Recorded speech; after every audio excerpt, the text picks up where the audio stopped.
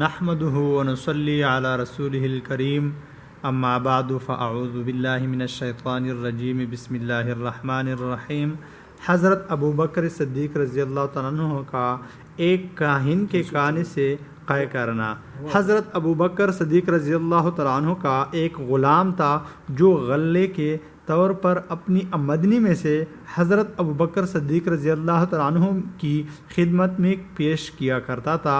ایک مرتبہ وہ کچھ کھانا لایا اور حضرت نے اس میں سے ایک لقمہ نوش فرمایا۔ غلام نے عرض کیا کہ آپ روزانہ دریافت فرمایا کرتے تھے کہ کس ذریعے سے کمایا، آج دریافت نہیں فرمایا۔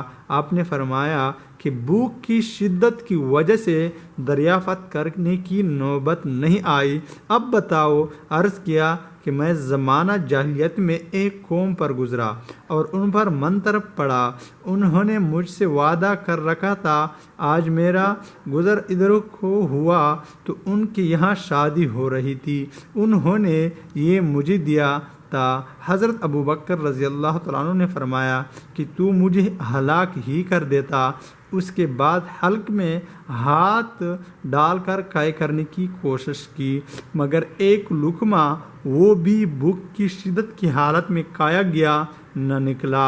کسی نے عرض کیا کہ پانی پینے سے قے ہو سکتی ہے۔ ایک بہت بڑا پیالہ پانی کا منگوایا اور پانی پی پی کر کے قے فرماتے رہے یہاں تک کہ وہ لقمہ نکالا۔ کسی نے عرض کیا کہ اللہ آپ پر رحم فرمائے، یہ ساری مشقت اس ایک لقمے کی وجہ سے برداشت فرمائی۔ آپ نے عرض کیا، ارشاد فرمایا کہ اگر میری جان کے ساتھ بھی یہ لقمہ نکلتا تو میں اس کو نکالتا۔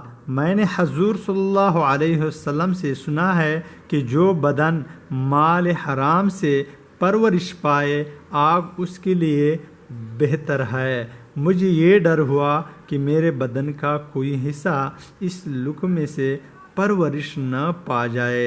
حضرت ابو بکر صدیق رضی اللہ تعالیٰ عنہ کو اس قسم کے واقعات متعدد بار پیش آئے کہ احتیاط مزاج میں زیادہ تھی، تھوڑا سا بھی شبہ ہو جاتا تھا تو قے فرماتے۔ بخاری شریف میں ایک اور قصہ اسی قسم کا ہے کہ کسی غلام نے زمانہ جاہلیت میں کوئی خیانت یعنی عیب کی بات نجومیوں کی طور پر کسی کو بتلائی تھی، وہ اتفاق سے صحیح ہو گئے۔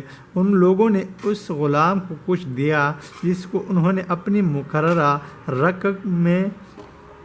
رقم میں حضرت ابو بکر صدیق رضی اللہ تعالیٰ عنہ کو لا کر دے دیا۔ حضرت نے نوش فرمایا اور پھر جو کچھ پیٹ میں تھا سب قے کیا۔ ان واقعات میں غلاموں کا مال ضروری نہیں کہ ناجائز ہی ہو، دونوں احتمال ہے، مگر حضرت ابو بکر رضی اللہ تعالیٰ عنہ کی کمال احتیاط نے اس مشتبہ کو بھی گوارا نہ کیا۔ وآخر دعوانا الحمد للہ رب العالمین۔